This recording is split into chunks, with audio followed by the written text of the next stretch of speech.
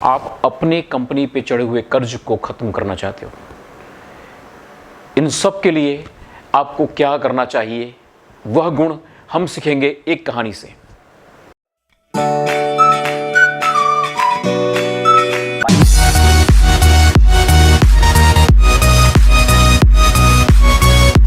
नमस्कार दोस्तों, मैं सुरेंद्र प्रसाद मौर्य आज फिर लेके आया हूँ एक मैनेजमेंट की कहानी। आज की कहानी से हम जो सीखने वाले हैं वह एक ऐसा गुण है जो हर एक व्यापार के अंदर बहुत ज़रूरी है। आप अपने बिजनेस को एक्सपांड करना चाहते हो, आप अपने सेल्स को छोटे से लेके एकदम बड़ा बनाना चाहते हो, एकदम से बड़ा करना चाहते हो, आप अपने कंपनी पे चढ़े हुए कर्ज को ख़त्म करना चाहते हो। इन सब के लिए आपको क्या करना चाहिए, वह गुण हम सीखेंगे एक कहानी से। आज की कहानी का नाम है चाणक्य और युद्ध जीतने की रणनीति।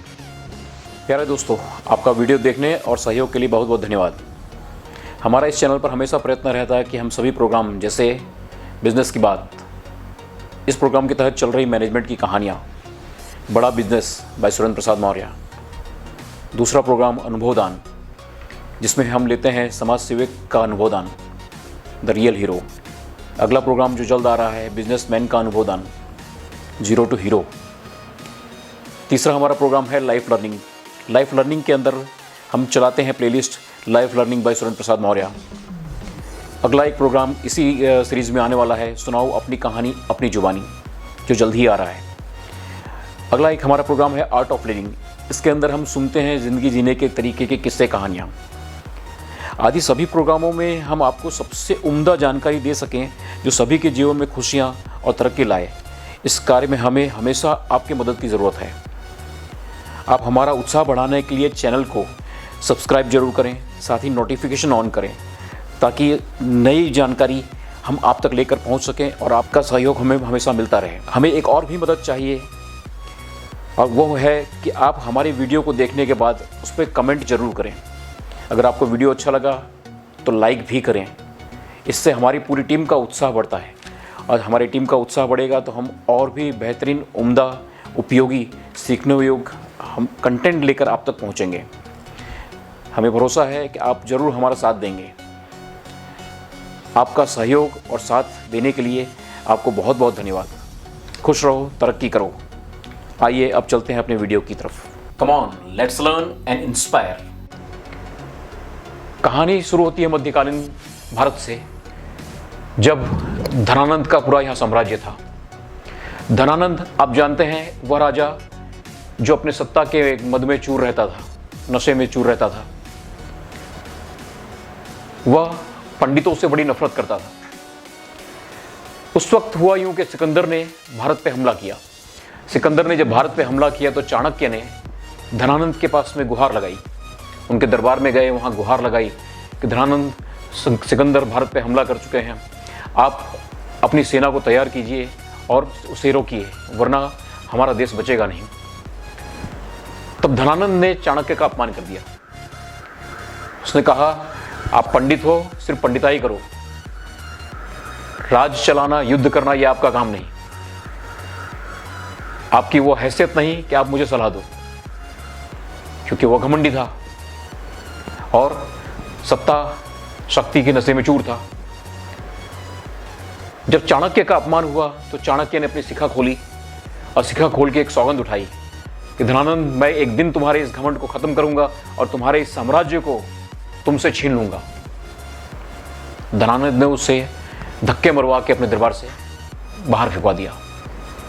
उस दिन से चाणक्य अपने इस मिशन पर लग गए कि कैसे भी मुझे धनानंद को सत्ता से दूर करना है। उसके लिए उन्होंने चंद्रगुप्त की खोज की, एक ऐसा व्यक्ति, ऐसा नवयुवक जिसके अंदर क्षमता थी एक राजा बनने की। चंद्रगुप्त मौर्य को उन्होंने ढूंढा, उसे शिक्षा दी, उससे हर राजा के जो कर्तव्य होते हैं वो सिखाए, युद्ध की नीतियां सिखाई, उसको हर तरह से तैयार किया एक सम्राट बनने के लिए। जब चंद्रगुप्त मौर्य पूरी तरह से तैयार हो गए तो उन्होंने धन का आयोजन किया, जगह जगह से दान लेकर धन का उपार्जन किया, धन इकट्ठा किया, लोगों को इकट्ठा किया, सबको इकट्ठा करके एक सेना बनाई। वह सेना बनाने के बाद में एक दिन चाणक्य ने कहा चंद्रगुप्त से कि अब वक्त आ गया है धनानंद को उसकी सत्ता से दूर करने का। और उन्होंने फिर चाणक्य के आदेश पर चंद्रगुप्त ने हमला कर दिया धनानंद के साम्राज्य के ऊपर। साम्राज्य पे हमला हुआ। चूंकि चंद्रगुप्त की सेना बहुत छोटी थी और एक तरफ महान सेना, बड़ी सेना धनानंद की, एक बड़ा साम्राज्य, उसके सामने लड़ना इम्पॉसिबल बात थी। फिर भी वो साहस किया गया। साहस नहीं कहना चाहिए, उसे दुस्साहस कहना चाहिए। दुस्साहस किया गया। परिणाम जो आना था वही आया। चंद्रगुप्त की सेना हार गई। फिर उन्हें जंगलों में भागना पड़ा।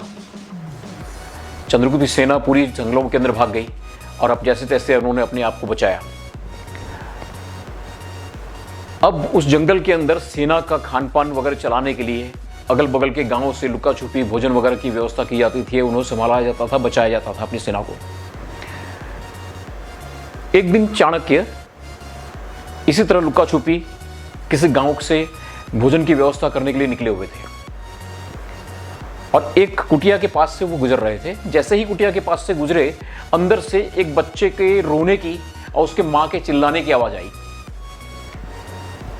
मां उस बच्चे को डांट रही थी। पहले एक आवाज आई बच्चे को रोने की, चिल्लाने की। मां उस बच्चे को डांट रही थी। मां डांट रही थी कि तू भी चाणक्य की तरह मूर्ख है, तुझे अकल नहीं है, ये खिचड़ी खाई कैसे जाती है। चाणक्य वहां से निकल रहे थे। उन्होंने सोचा कि चाणक्य की तरह मूर्ख है। अब उनको ये समझ में नहीं आया कि ये अंदर स्त्री जो है वो अपने बच्चे को इस तरह मेरा नाम लेके डांट रही है और मुझे मूर्ख भी कह रही है। वो तुरंत उस कुटिया के द्वार पे पहुंचे और अंदर प्रवेश किया। उन्होंने तुरंत क्षमा मांगी कि माते, मैं आपसे क्षमा मांगता हूं, लेकिन आप मुझे बताइए कि आपने अभी बच्चे को डांटा और क्यों डांटा, क्या वजह थी। तो उस स्त्री ने बताया कि देखिए नहीं, ये बच्चा, इसको इतनी अकल नहीं है कि ये अगर गर्म खिचड़ी है तो गर्म खिचड़ी को किनारे किनारे से खाना चाहिए। किनारे पे खिचड़ी जल्दी ठंडी होती है, बीच में गर्म रहेगी। इसने बीच में उंगली डाल दी, उंगली जल गई तो चिल्लाने लगा। तब मुझे इसको कहना पड़ा कि चाणक्य की तरह मूर्ख है, पहले बाहर की ठंडी खिचड़ी खाओ। तो चाणक्य ने पूछा कि माता, इसका खिचड़ी से और चाणक्य से क्या लेना देना, आपने चाणक्य का क्यों कहा। तो चाणक्य भी तो मूर्ख हैं। धनानंद की इतनी बड़ी सेना पर उन्होंने हमला कर दिया। अब वो भी तो खिचड़ी की तरह ही बात हुई ना। जिस तरह गर्म खिचड़ी है, अब बीच में हाथ डालोगे तो खिचड़ी ज्यादा गर्म रहेगी। धनानंद की सेना पे आप एकदम से हमला कर दोगे तो स्वाभाविक है कि आप नहीं जीत पाओगे। अगर चाणक्य को जीतना है तो उसको पहले किनारे किनारे से जीतना होगा। चाणक्य की दिमाग की खिड़की खुल गई। उन्होंने कहा, माते, आपने मुझे इस वक्त बहुत बड़ी शिक्षा दी है, आपका बहुत बहुत धन्यवाद। और वो कह के वहां से निकल गए। लेकिन चाणक्य को यह समझ में आ गया कि अगर धनानंद को हराना है तो पहले राज्य की सीमाओं के बाहर जो छोटे छोटे राज्य हैं, छोटे छोटे कबीले हैं, पहले उनको जीतना पड़ेगा। वहां जीतते हुए अपनी सेना की ताकत को बढ़ाना पड़ेगा। फिर जब अपनी सेना शक्तिशाली हो जाएगी तब वह उस साम्राज्य के ऊपर कब्जा कर सकती है। और ठीक वही किया उन्होंने। चंद्रगुप्त और दोनों ने मिलकर अगल बगल के गांवों को पहले जीतना शुरू किया। छोटे छोटे जो राजे थे, रजवाड़े थे, उनको जीतना शुरू किया, उनके अपने तहत लाए और धीरे धीरे करके अपनी शक्ति को बढ़ाया। और एक दिन वह आया जब उन्होंने धनानंद को पराजित किया। अब इस कहानी से हमारे मैनेजमेंट के अंदर हमें क्या सीखना है? हमें यही सीखना है कि अगर आपकी कंपनी के अंदर मान लीजिए कि कर्ज बढ़ गया है, आप उस कर्ज को खत्म करने का टारगेट लेते हैं, तो आपके टारगेट में होना चाहिए पहले छोटे छोटे छोटे कर्ज को खत्म करो। छोटे छोटे कर्ज को खत्म करते हुए धीरे धीरे बाहर आइए, बड़ा कर्ज खत्म होगा।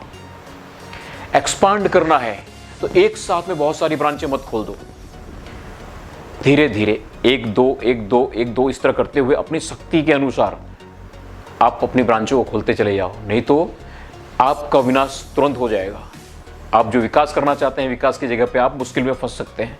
आपके पास हो सकता है कि फंड की कमी हो जाए, आपके पास हो सकता है कि मैन पावर की कमी हो जाए, आपके पास हो सकता है कि मैनेजमेंट की कमी हो जाए। तो एक साथ में आप ब्रांचेस को न ओपन करके धीरे धीरे जैसे जैसे आपकी ग्रिप शक्ति बढ़ती है वैसे वैसे आप एक्सपांड करते चले जाइए। आप अपना सेल्स बढ़ाना चाहते हैं तो सेल्स के टारगेट को एकदम से 10 करोड़ से 100 करोड़ मत बनाइए, उसको 10 से 15, 15 से 20, 20 से 25, 50 इस तरह धीरे धीरे धीरे धीरे करके बढ़ाइए।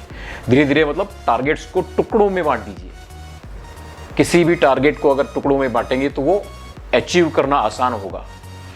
गोल छोटे होते हैं तो वो आसानी से अचीव किए जा सकते हैं।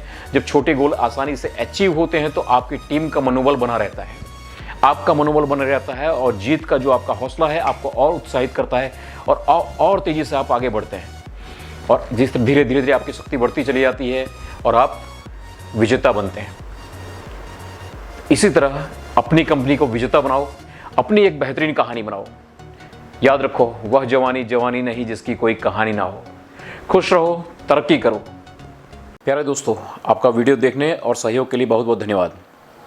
हमारा इस चैनल पर हमेशा प्रयत्न रहता है कि हम सभी प्रोग्राम जैसे बिजनेस की बात, इस प्रोग्राम के तहत चल रही मैनेजमेंट की कहानियाँ, बड़ा बिजनेस बाय सुरेंद्र प्रसाद मौर्य, दूसरा प्रोग्राम अनुभवदान जिसमें हम लेते हैं समाज सेवक का अनुभवदान, द रियल हीरो। अगला प्रोग्राम जो जल्द आ रहा है बिजनेसमैन का अनुभवदान, जीरो टू हीरो। तीसरा हमारा प्रोग्राम है लाइफ लर्निंग। लाइफ लर्निंग के अंदर हम चलाते हैं playlist life learning by Surendra Prasad Maurya. अगला एक प्रोग्राम इसी सीरीज़ में आने वाला है, सुनाओ अपनी कहानी अपनी जुबानी, जो जल्द ही आ रहा है। अगला एक हमारा प्रोग्राम है आर्ट ऑफ लिविंग। इसके अंदर हम सुनते हैं ज़िंदगी जीने के तरीके के किस्से कहानियाँ। आदि सभी प्रोग्रामों में हम आपको सबसे उम्दा जानकारी दे सकें जो सभी के जीवन में खुशियाँ और तरक्की लाए।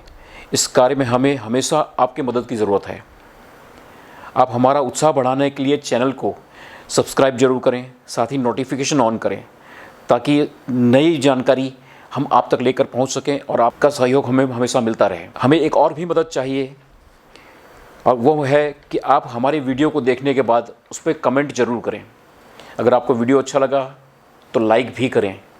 इससे हमारी पूरी टीम का उत्साह बढ़ता है और हमारी टीम का उत्साह बढ़ेगा तो हम और भी बेहतरीन, उम्दा, उपयोगी, सीखने योग्य हम कंटेंट लेकर आप तक पहुंचेंगे। हमें भरोसा है कि आप ज़रूर हमारा साथ देंगे। आपका सहयोग और साथ देने के लिए आपको बहुत बहुत धन्यवाद। खुश रहो, तरक्की करो। आइए अब चलते हैं अपने वीडियो की तरफ। Come on, let's learn and inspire.